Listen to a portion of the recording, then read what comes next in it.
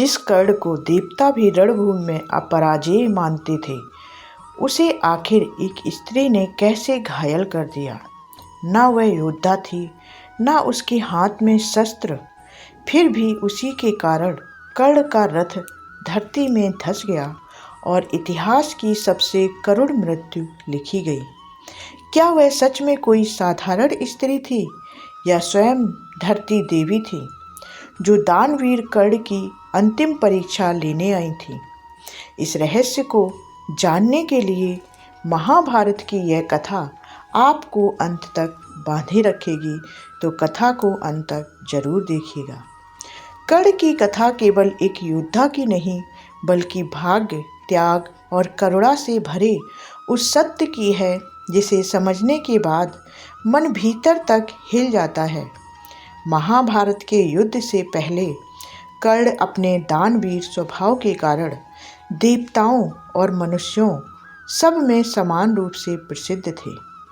कहते हैं कि जब इंद्रदेव ब्राह्मण के वेश में उससे कवच कुंडल मांगने आए, तब कर्ण ने यह जानते हुए भी कि इससे उसका मृत्यु मार्ग प्रशस्त हो जाएगा, बिना किसी हिचक के उन्हें दान कर दिए।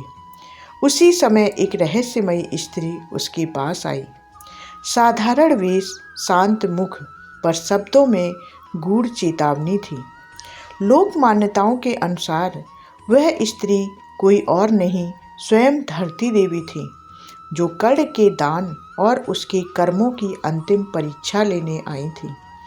उन्होंने कर्ण से कहा कि जिस दिन तुम रणभूमि में मुझ पर गिरोगे, उस दिन मैं तुम्हें सहारा नहीं दूंगी। यह कोई क्रोध नहीं, बल्कि नियति का संकेत था। युद्ध के अंतिम दिन वह चेतावनी सत्य बनकर सामने आई। अर्जुन के प्रचंड बाणों से घायल कर्ण का रथ अचानक धरती में धंस गया। वह क्षण जब दानवीर कर्ण अस्त्र छोड़कर रथ का पहिया निकालने झुका, मानो समय भी थम गया हो। उसने धरती माता से पुकार की, पर जिस धरती ने जीवन भर उसे पोषित किया था, उसी ने उसे थामने से इनकार कर दिया। यही वह पल था जब धरती देवी का वचन, इंद्र का छल, परशुराम का श्राप और कर्ण का महादान सब एक साथ प्रकट हो गए। कुछ कथाएं यह भी कहती हैं कि यह दंड कर्ण के पूर्व कर्मों का परिणाम था, जब उसने अनजाने में एक गौ को घायल किया था और पीड़ित स्त्री ने उसे श्राप दिया था।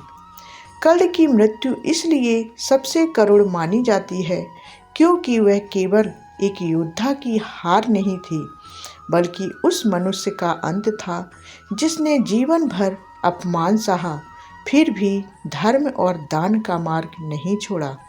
यही कारण है कि आज भी कर्ण को हारने वाला नहीं, बल्कि त्याग और सहनशीलता का प्रतीक माना जाता है। यदि इस कथा की गहराई ने आपके हृदय को छुआ हो, तो प्रभु से यही प्रार्थना है कि इस वीडियो को लाइक करने और चैनल को सब्सक्राइब करने वाले हर भक्त की मनोकामना पूर्ण हो और आप ऐसे ही दिव्य रहस्यों से जुड़े रहें और हमारे चैनल को सब्सक्राइब कर लें, जिससे कि ऐसे ही रहस्य आपको जानने को मिलते रहें। धन्यवाद।